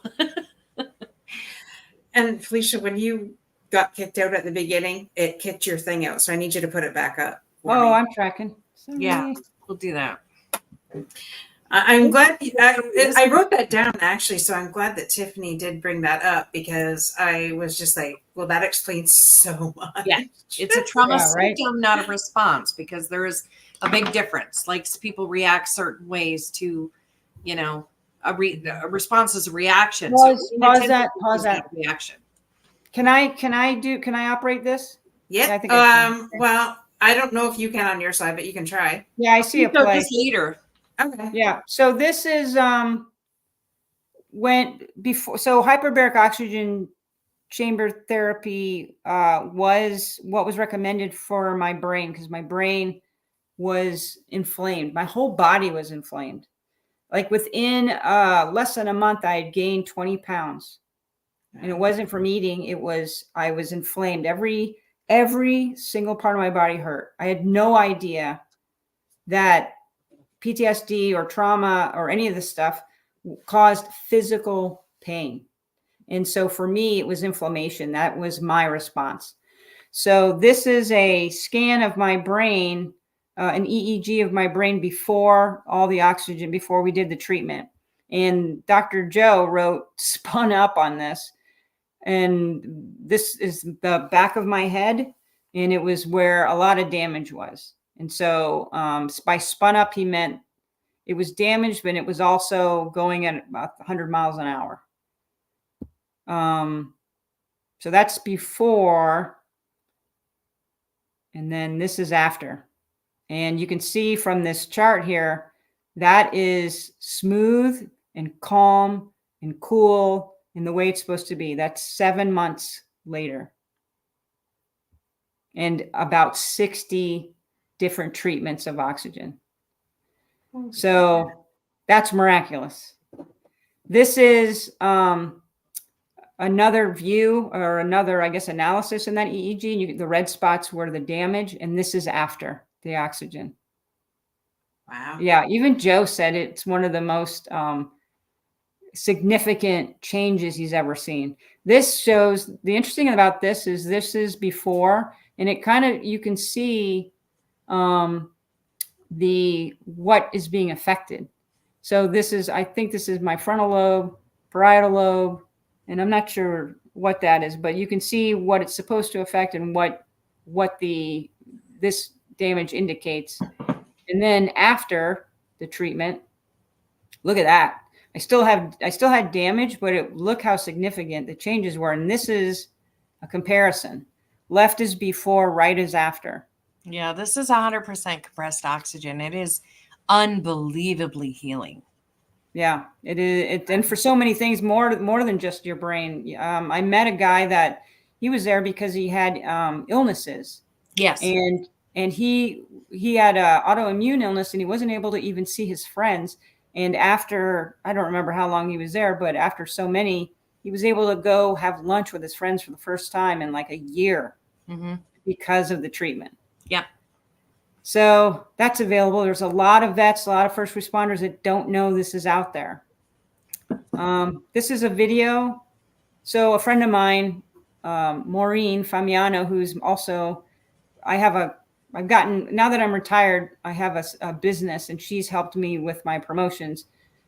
I met her about 2 years before all this happened, and we had kind of been acquaintances, but I don't know how, we were just like, we would talk about policing and safety training and all that kind of stuff. Well, I told her kind of what was going on, and she recommended you should take a video.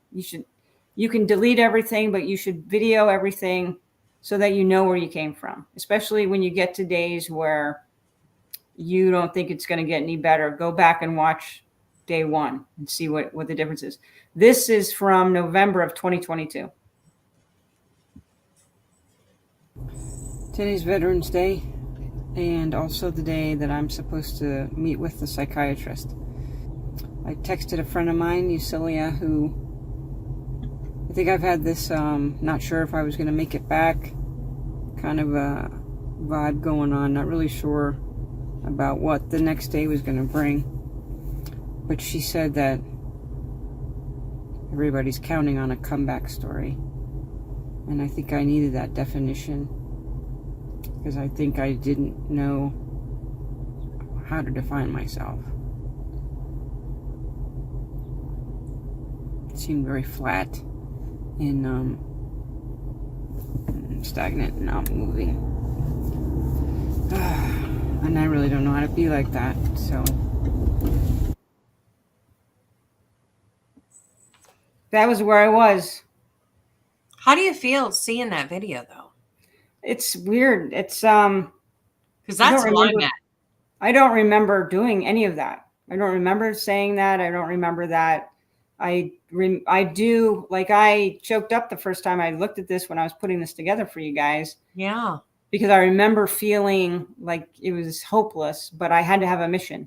And that's actually the irony of all this is before the poop hit the fan for me, I was one of the lead instructors in officer wellness at my agency. I know. I worked. Well, I had been doing research about all this to try to help my fellow officers. You put together resources, local resources. You collected all kinds of information on who was good and who, But I didn't. I only had a clinical understanding of it. Not even. I had a research understanding of it.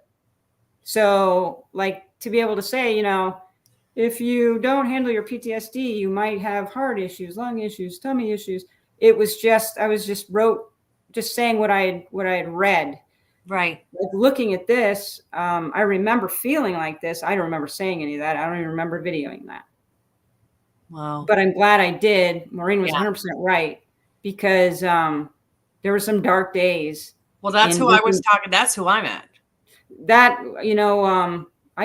I probably cried 5 times in my life, and I couldn't, for a while there, I know that I was bubbling over. Like, yes, I couldn't stop it. It was so, I was feeling. Whoa, for the first time. Yeah. Right. You can definitely see the pain in your eyes. Yes. Like, just even if you wouldn't have said anything, the looking into your eyes, it was like, I don't know if haunted is the right word. Yeah, that's absolutely. It makes your stomach drop. My little girl was with me in the car. She was right there with me. I was haunted. I was hesitant to put that video on because now it's out there. Did. I love how transparent you are, because this needs to be shared, and it will resonate with, there's hundreds of thousands of officers and veterans, and, just the whole world out there really needs to see, like, you are okay with the pain you endured if you can help one person. Mm-hmm. And the one thing I did remember from all that research was a video where a veteran had recovered from PTSD, and he was talking to other veterans, and he says, you will not make it through if you don't have a mission. Yes. And so, talking to my friend Eucelia, who's a lieutenant now, when she said that to me, that everybody wants a comeback story, my mission was to make it back. And I didn't think I'd be back in a uniform. My mission was just to be able to read, write, and be useful even in plain clothes, as light duty is what we call it. So that was what my aim was I got to find a way back, because I have to show it can be done. It has to be done. There's no way that we all get broken in this job and we can never come back. That can't be. Right. So my intent was to make it back just light duty. So the ice baths, let me tell you what the ice baths did for me. Let me have you addict. I will tell you that. Oh my God, I cannot emphasize how valuable this was, because this took my PTSD, that fight or flight, from almost an hour to, where I wasn't going to live through it. And I was talking myself into Jane will have a better life without me. And I was able, because of the cognitive stuff that I was doing with the ice bath, I was able to reduce the amount of time that I was in that state of where I couldn't breathe to about 5 minutes, because I thought of the ice. Every time I would get triggered, I would look up and think of the ice. You could see my feet sticking out of the ice, and I would just start breathing through my nose. And that is the beginning of the trajectory change. So let me take you through the ice baths here.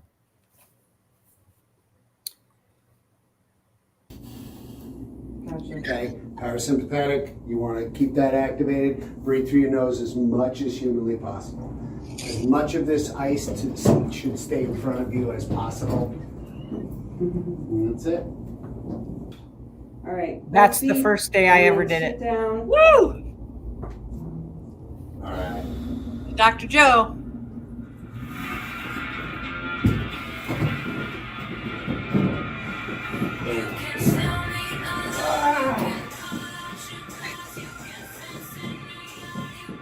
Neck down. Neck. Down, come on. You're good, come on. Hands out. You're fine. They're little tiny feet. I'm sorry. Put your hands together. Just hold me down. Yeah. Right. Slide back just a little. You don't get settled, no settle. There you go. Nose. In through nose, out through nose. In through nose, out through nose. In through nose, out through nose. I think I lasted 2.5 minutes. That's amazing. Well, you did your EEG, and I was checking on you, and you chose to you're like, I got to do my ice bath, and then you're you're so funny. You're like, I got to do my ice bath, and you're sitting in there and you're listening to the podcast, and you're just talking to me through the whole thing, and I'm like, that is amazing, because I remember how nervous you were to go in the first time. So Can you explain what the ice bath does to the body, Dr. I'll let J? Felicia explain it. She And how loves it it. helps? Well, so ice helps when you get submerged into that, and that was 32-degree water, as you can tell by the ice that existed on top of the water. That was literally 32-degree water. By getting Now, some into, people range from 52 to 32, Right. by the way. So it really Right. depends on what this you particular one control. was 32, because Dr. Joe Dr. is a Joe bit of a loves sadist. it. Yeah, he's a sadist. I agree. Mhm. So the reason he wanted me to get down is because your vagus nerve is here, and your vagus nerve controls your fight or flight. Yes. So submerging all the way up here, the coldness triggers something in your brain, and your brain pushes out all these proteins that push out toxins. And it pulls all the heat to the core of your being. Yep. And it makes about, I don't know, like 250 times more. What's the good endorphins? 250 times more endorphins than you normally feel. So Right. if you're depressed or anxious, this helps push out those neurotransmitter that are causing the depression and the anxiety in that moment, because your brain does everything you need to do to survive, because as soon as you get in 32-degree water, your fight or flight breathing is through your mouth, right? Yeah. This is freezing. Parasympathetic slows everything down. And Right. And so breathing through your nose. Body. Yes. And it's not breathing out through your mouth. Everything's through the nose. Yep. So in the beginning, especially for me, for what I'd been going through, number one, I stayed in so long because it was the best feeling I had had in months. Well, That's because how bad I'd been feeling. you had relief. Your I had body relief. it was like your fight or flight finally took a pause. Like you paused that Right. video. That and that's the first time I had felt that. And so I was every switch was turned on when I first got in until he was telling me, breathe through your nose, breathe through your nose. And so when I finally was able to breathe through my nose is when I finally started to get some relief, because it slowed everything down. If you're breathing through your nose, your brain understands that we're not in danger. Right. We're breathing through our nose. We're not fighting anybody. We're not going to die because we're breathing through our nose. We're calm. So Right. everybody, let's bring it on down a notch. That was my relief. The second time I got into the ice bath, I couldn't do it because I was terrified of all the switches coming on. And so I have a video of me putting my feet in and taking it out, and putting my feet in and taking it out. And I was so mad at myself. And then I finally went and got back into it again. Then I was able to do it regularly. And the regular ice baths is what helped me cognitively get control of those fight or flight. I believe the EMDR helped me recover completely from that particular trigger, the trigger of the children. I want to talk about the ice bath real quick. The ice bath benefits is stress relief, metabolism boost. So what it does is it boosts your metabolism and helps you lose weight by like 32%, decrease muscle soreness, anti-inflammatory, improved mood is what you discussed. It helps your heart. It soothes your skin and increases the collagen in your face and all your other extremities, which is pretty amazing. Improves sleep. And it's pretty amazing. You want to be careful of, managing the hypothermia and don't stay in. Like there's some people that have stayed in for like 8 minutes, and you don't need to do all that. I did 7 minutes. I did 7 minutes, but only because I had to do more than Joe that day. That's 11 minutes per week, 3 times a week is the ultimate goal. Right. So right. That's what I was doing. Help with intrusive thoughts as well. So you can answer that question. Yes, it did, because I'd see I'd be out, I'd go out in public, and then all of a sudden out of nowhere there'd be a small child, and then it would all start and everything would come at once. It wasn't like this slow brewing. It was just all of a sudden, bam, there it is. There's the screaming. There's the red and blue lights. There's the smell of grape soda and urine on the street. It's all right there. So I was able to just start looking up, which was a trick taught to me by a Marine friend of mine. When you're sad, you look down.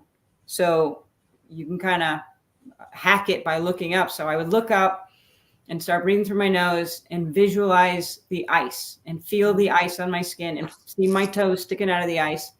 And by the time I had visualized that, I wasn't thinking about the kid, the smells were gone, the sounds were gone. I was just breathing through my nose. And then I was okay. That was miraculous. So I thought it helped me with my intrusive thoughts. Yeah, I think it puts a freeze on everything, quite literally. Yeah, it buys you time to settle the F down. As long as you figure out the shudder after the shiver afterward,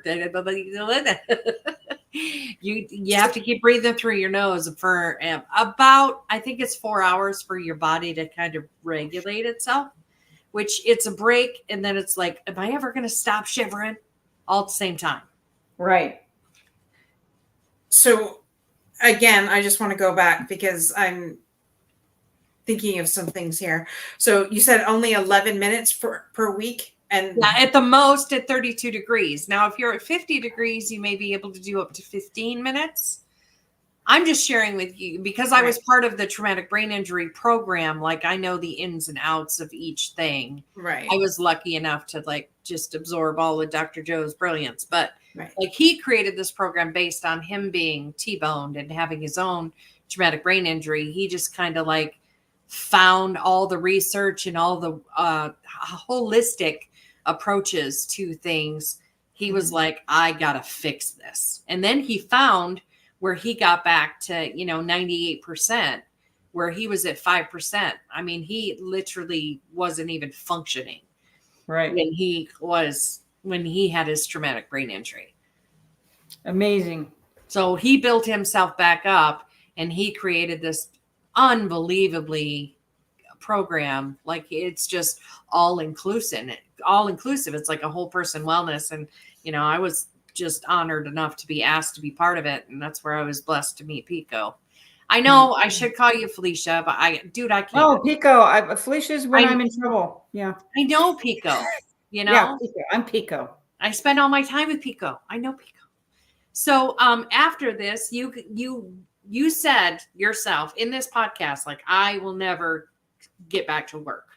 Oh, well, I said I knew at the time that I had to leave that I knew that at that moment I could not perform. I could not be a police officer at that moment. But my goal is to get back. On that day is you didn't think you'd ever make it back. I wasn't sure I'd live through that day. So everything that, like, it took a village. There may or may not. Let me say this appropriately here, because I want to be factual. I was informed by many officers from the rank of detective all the way up to major that one of our chiefs had ordered everybody not to talk to me while I was no duty. And so there was about 20 people who felt like they had to violate a direct order just to come see me or talk to me or check on me. And when I found out about that, remember we were talking about the moral injury and the abandonment? Yeah. Well, I really had to deal with that. Captain Roan talked about the isolation after an event and how that needs to be changed. Right. So later on, though, once I was well and back, which actually, let me show you this video and then let me tell you. This is, I went back light duty for about 2 months and got to the point that I felt, you know what, I think I can do this now, because my memory was better.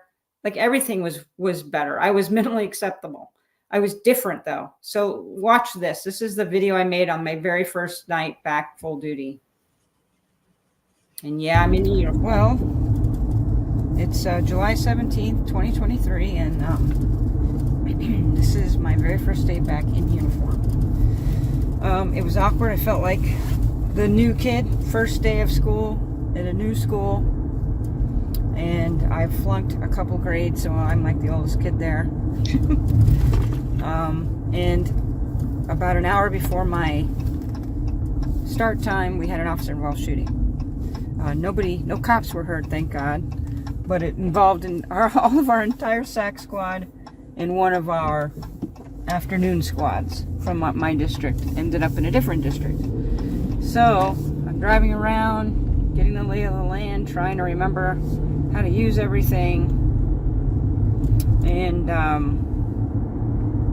it's like anticlimactic because it took a lot to get here, but like now that I'm here and not in that 4,000 mile an hour zone, it feels different. It feels anticlimactic, or I don't know. I gotta figure out. So here we go. We'll see how the night goes. Did you ring me? It went well. I Wow. stayed almost 2 months, and then I was like, I don't need to do anymore. I've done everything I came here to do. It's time to go be a private citizen with all of my freedom of speech back. So then, to finish the story, I went and met with that administration and face to face, and the belief was that they had heard I didn't want anybody to talk to me. And so I was like, well, I can appreciate that, but it sent 3 bad messages. The first bad message is that you had a troop who felt like they were abandoned. The second bad message is you had a whole bunch of really good people who felt like they were getting a bad order. And the third was you lost control of the message, if that wasn't anything that you ever wanted to send. So it was, pretty frank discussion. And I thought it was pretty honorable to meet face to face with me to talk it out. So that is, that's all, everything. Now I'm like a normal person transitioning from a career to retired life and getting more time with my daughter. So I'm doing regular people's transitional stuff. It's no longer life or death transitional stuff. So that's that was the journey. And the main takeaway I would love for my fellow veterans and fellow first responders to take away is that I know you've seen yourself in each little piece. You've seen yourself at some point. The end result is me right now. This is me. This is what I look like. I don't look like a skeleton. I'm not dead. I became a better sister. I became a better mother. I'm a better ex-wife. And I'm happy. I'm happier now than I've ever been in my entire life. And I don't regret anything that I went through because it got me here. It's part of your story as a shero. Yes. Wow. So, question to you, ma'am, is I know you are a force to be reckoned with everything you do. I met you. We made some changes. And you decided to go on an entirely different mission to rock the world the only way Pico can. So what made you transition from a, reserve Army, reserve lieutenant, bringing people in, training the new recruits? I mean, that's where you brought me in, right? So what happened after that where you said, no more policing, but I'm going to change the world this way? Well, I'd always been told when I first came on, you'll know when it's time to go. And so I was like, I don't know what that means. Except I did finally. So about 2 months into being back full duty and trying to, the thing that was different was I couldn't juggle anymore. I couldn't manage 3 scenes at the same time with 3 different outcomes. I could only focus on one thing at a time, which I never was able to do. Your brain was healthy and working. My brain was rewired. Yes. Completely. So the neurofeedback, the hyperbaric, the cognitive behavioral therapy, like you did a lot of work. I think it made me more approachable too, because I slowed down. Mm-hmm. And so that being said, I got to a point where I felt like I was phoning it in. And I'd worked for some supervisors who were at the end of their drop and they were just phoning it in. And they had similar instances where they had some moral injuries, but they stayed. And I think that I think it hurts you to stay past where that you're at your best or effective. Can you say that again for all the sheriffs out there? Oh, yeah, I said it. Yeah. So for me, it was worth it. I was in the drop for almost 2 years. I left 3 years of drop money on the table. That's hundreds of thousands of dollars. And it was worth it to me because at the time my daughter was 9 and it was worth way more than that to spend that time with her and to start this next chapter because it was just time. It was just time for this. And this new chapter for me professionally is my company, the Doer Academy. We do safety training. It's crisis management, risk mitigation, and violence prevention.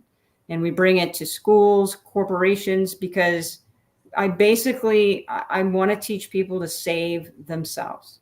So that means God, I love that. Yeah. How can I help? less reliance on government and more reliance on yourself and your team, because there's certain things, when I started as a police officer, I didn't know nothing. I was in fights, but they were obvious fights and kid fights. It wasn't to the death, and behavior cues. And, there's even, cues leading up to mass attacks.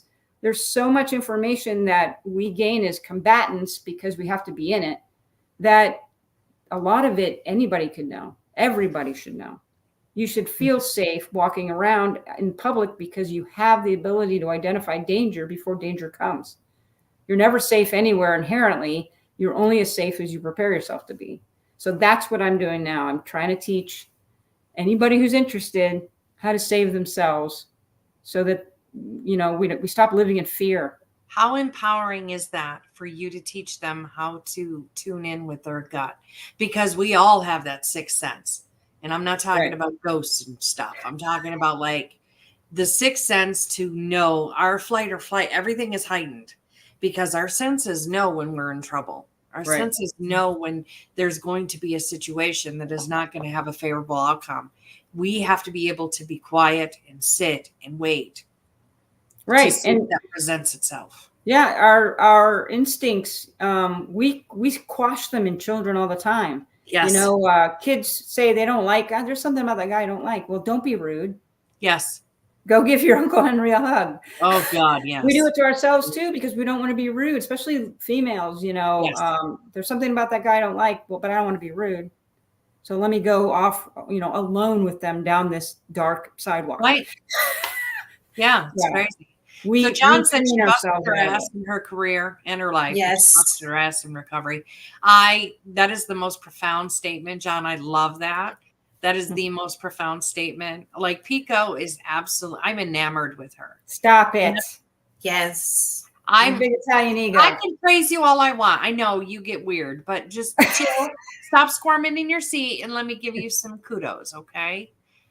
I'm pretty good at this, I've been told. So Pico, I met her and, you saw in that first video how you were really just a shell of a human being, and to see you full of life and in fervor and flavor. And I just want to offer like my services and let me know anything you need with regard to mental health, wellness, and recovery, because what you're doing is groundbreaking, because it doesn't ever come from somebody who wore the boots. It never does. It comes from the people who sit on the sidelines and they interview other people and then they create something maybe possibly that could work, but it's not from the people who have, put on that dusty, nasty Desert Storm BDU.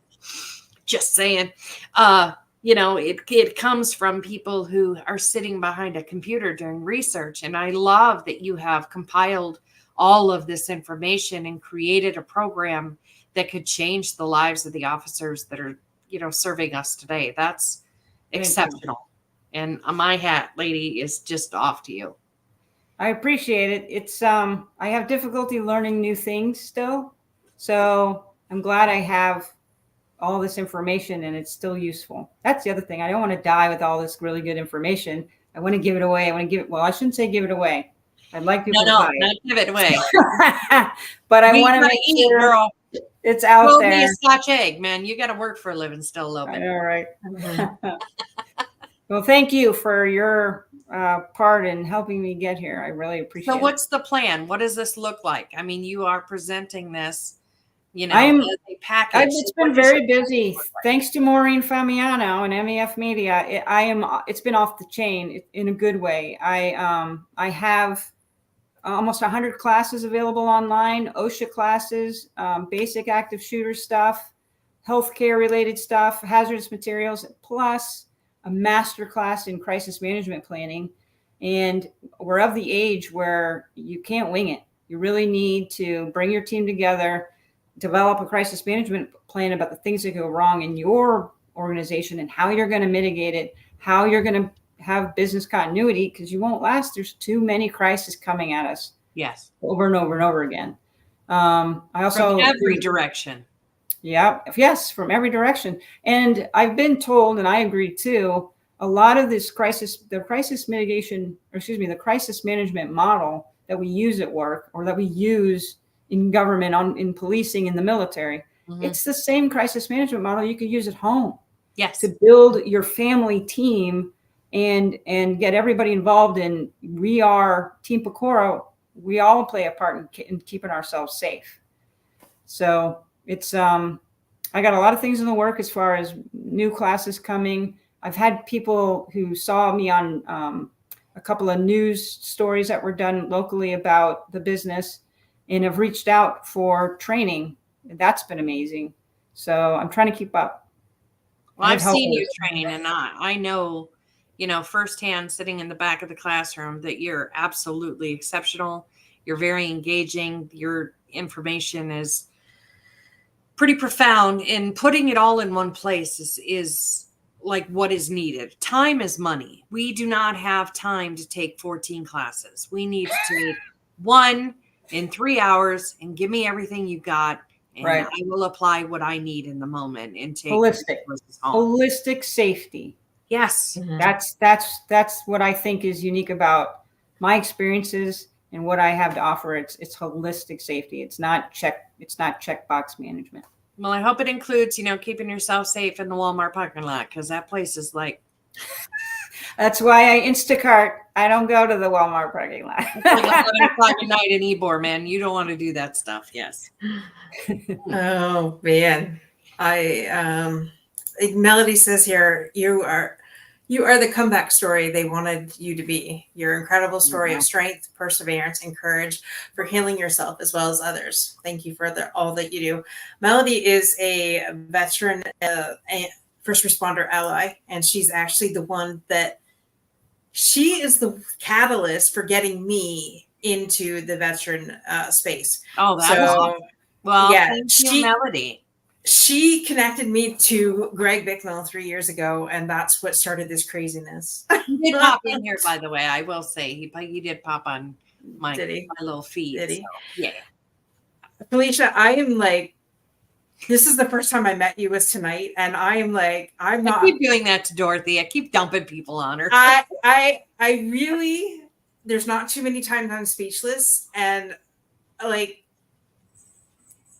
thank you for sharing your story. Like, honestly, I love the vulnerability, and that's one of the reasons I asked her to do the podcast. And she's like, I'm not sure. We'll see. And then she said, send me the form. And Liza, like I emailed that as fast as I could because I didn't want her to change her mind, because she does have any. I mean, there's so many female officers that have these exceptional stories about how they shift, how they transition, how they elevate. But what she does is she's paying it forward and launching it into, education for the masses. Mm-hmm. Who does that? Pico. Me. I appreciate the opportunity to tell this story. And I agree that, it just like that video of that guy who had recovery from PTSD affected me. If it even one person sees this and, stays alive through their journey and comes out the other side, they're going to be glad they did. And then, they can do it for others. So thank you guys for what you do. I loved the podcast I've seen so far from you. You guys are a riot, and you have great guests on here. Well, now you are part of our alum. So yay. Wow. And I have to say, you're the first one that's gone almost 2 hours. And I was like, I don't know, like, well, that was my fault, but yeah. We should have cut this into 2, but we didn't. We did what we did. And I couldn't have stopped you in the middle because like, I have never heard a story told the way you did on any of my 300 episodes that I have and all my other shows that I've done. So Felicia, like, I couldn't have stopped you if I wanted to. And I appreciate you so much. Like, I probably won't sleep tonight, but that's okay. Well, you know what though? Hopefully you won't sleep because you're excited and you have new ideas, not because I've vicariously traumatized you.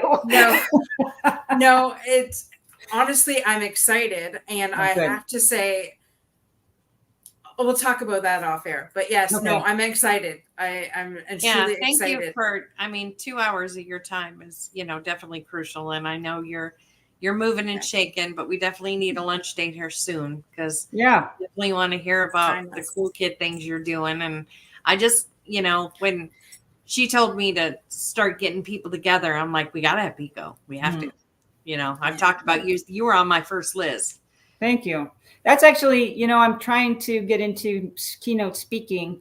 I've done a few. I went and spoke to your retreat. Yeah, my women veteran equine therapy retreat. Yeah, I asked her to come, and then there's going to be a first responder female retreat.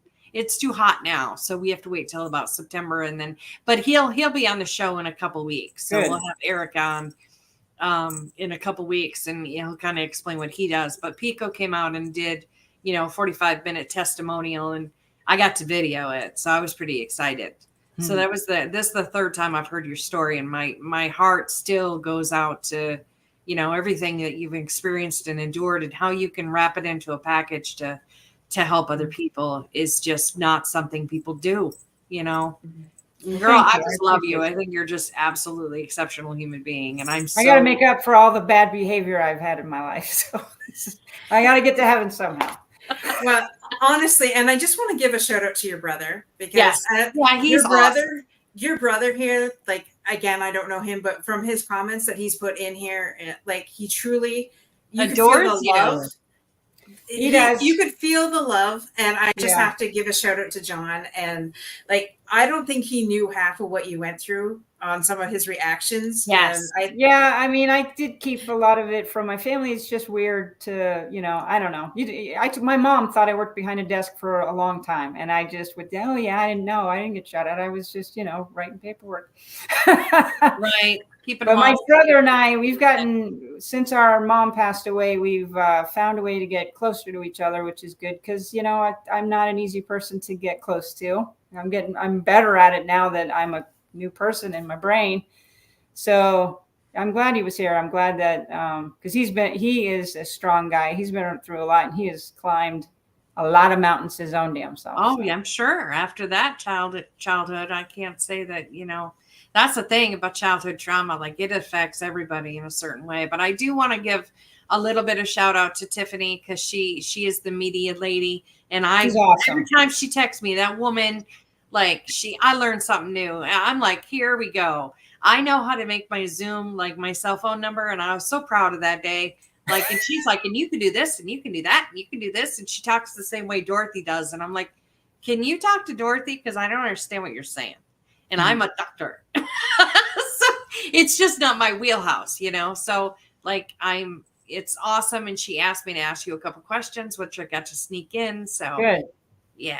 Yeah. I'm glad that, I'm glad I have a voice again. I'm glad I'm able to put it in some coherent way. Right. And it took a village. That's the thing too. Here's the other takeaway. You got to ask for help. If I hadn't have, if God hadn't given me the strength to say out loud, I can't do this anymore, and to say it to another person, not just to my dogs, I probably wouldn't be here. So, I am going to plug my business, mental health counseling for trauma specifically. And we have people who serve, we have a federal law enforcement officer, a Navy CB, an Army, a retired Army, guys and girls, and, just all kinds of flavors of people. And grants, there's grants for that. And then first responder, our cultures or the paradigm has shifted. So there's all kind of, you don't get to say, I can't afford it. I don't have the time. Oh, none of that. No, you don't get to say that. I have sponsorships for copays. Come on, bring it. Exactly. Plus I'm in a whole bunch of states. So just, not necessarily, you don't need to see me, and, you have to like have a vibe with the person you're working with, but it's not, you don't have to sit in that feeling ever. Right. And there's so many ways to work through that. And there's so many different styles of therapists that are part of Semper Modus. It's just, you get your unique blend of whatever suits you. Right. That's pretty cool. You don't have to sit in the stuff, and it's pretty amazing. So CK says, you can be a voice now. Let's teach. I'm a sister. I'm sister to go. I'm in sister. Yay. Yeah, so you know what that means. Hire me to teach safety and bring me into any event you have. If for keynote speaking, I'm forwarding this to a couple chiefs, so I'm going to be like, good, good, because I do want to reach the law enforcement community. My goal is to make it to IACP and the Sheriff's Association, their annual meetings, and bring this to my brothers and sisters in blue and green, because I think the thinking now, and it has been for a few years now, is everybody wants to help. They don't know how. Yes. Mm-hmm. So this is, you want a how to, then tune in, because this podcast, you guys, the things that you guys talk about, you bring up how-tos all the time. All the I time. think in my world, in the world of policing and in the veteran world, I think these younger leaders coming up, Gen X, we were not very emotionally intelligent. We were just suck it up and drive on. But younger leaders are, and Right. this is what I've told the officers that are still working out there. It will get better. It'll get better because they're smarter in ways we weren't. Well, that's, Dorothy wanted to do a veteran and first responder podcast, and it's a little easier when you have a veteran who knows all the veterans, right? So not to mention the fact that I have networked for 3 years with y'all too. That's true. Yes, absolutely. But she wanted to do a podcast where we actually moved the needle, and we're talking to people that are like, I sat in the poop and I threw the poop at everybody, and I'm kind of done with throwing the poop, and I found a way not to throw the poop anymore nor sit in it. Right. Not only that, I'm going to show you how. Yeah. So that's kind of what we wanted to present. That's the next thing, is we have enough people that have been through it and can show you how. That's what's different, I think. John, the next podcast is next Thursday night at 7:00, and I am super, super, super stoked for next week's guest as well.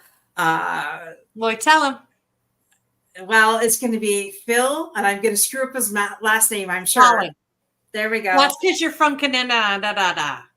And he is from the Claremont Police Department.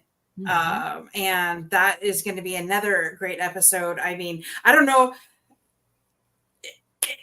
This one's hard to top. This particular one is hard to top, but Corporal Pollen does community policing. Yes. And he just has some groundbreaking ideas, and he has the chief in place that understands mental health.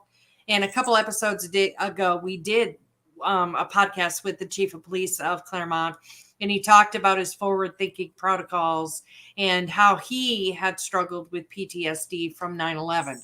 So he's very compassionate, motivated, empathetic to his officers who struggle. He doesn't have the old world view of throw some dirt on it, suck it up, drive on. So, what's cool about Phil is he was able to fulfill a lot of his potential, and his wife is a licensed mental health counselor who works for Semper Modus. I'm just saying. Mm-hmm. So I'm luckily, so blessed to have her on the team. And so to have that dynamic and him have all that mental health encased in his program too is going to be pretty exceptional. Yes. And we're not going to share too much more because I want you to come back and listen to it, because there is some amazing stuff that is going down with that brother. Let me tell you. And that's all I can say. You got to come back next week at 7:00. And we're at past 2 hours here. So please reach out to Felicia. Yes. On her website, FeliciaPecora.com.